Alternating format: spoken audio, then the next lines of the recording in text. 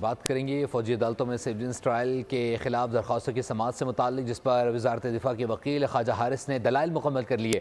अदालत ने रिमार्क्स दिए कि 21वीं तरमीम फैसले में वाज़ेह है कि फ़ौजी अदालतें जंगी सूरत हाल में बनाई गई हैं। सिविलियंस की ट्रायल के लिए आइन में तरमीम करना पड़ी थी, जिस पर वकील ने दलील दी कि ट्रायल के लिए तरमीम की ज़रूरत नहीं थी।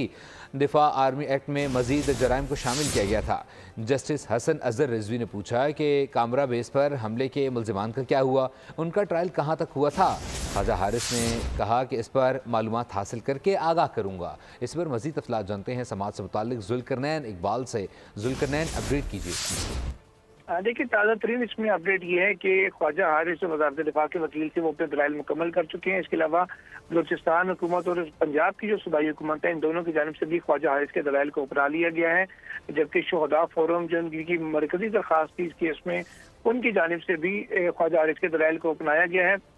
और अब जो अपील कुनंदगान थे, हुकूमतें थी और हुकूमती फोरम से, उन तमाम की जो अपीलें हैं उनकी जानिब से दलाइल मुकम्मल हो चुके हैं, क्योंकि वजारत दाखिला और वजारत कानून ने भी ख्वाजा हारिस जो वजारत दिफा के वकील थे उन्हीं के दलाइल को अपना लिया है। और अब जो दूसरी साइड है, दूसरे फरीकें हैं जिन्होंने असल में दरख्वास्त दायर की थी, जिनकी दरख्वास्त के ऊपर ट्रायल सिविलियंस के ट्रायल को कलअदम करा दिया गया था, उनकी अब बारी आ चुकी है। और जस्टिस जवाद ख्वाजा जो साबिक चीफ जस्टिस ऑफ पाकिस्तान है, उनके वकील ख्वाजा अहमद हुसैन ने अपने जवाब का आगाज कर दिया, अपने दलाइल उन्होंने शुरू कर दिए हैं। और अब से उनके दलाइल जारी रहेंगे। उन लोगों के दलाइल खत्म होने के बाद फिर अदालत किसी नतीजे पर पहुंचेगी कि अपीलों को मंजूर करना है या मुस्तरद करना है। जो भी मुनासिब फैसला अदालत समझेगी वो करेगी। बहुत शुक्रिया जुल्करनैन अपडेट करने के लिए।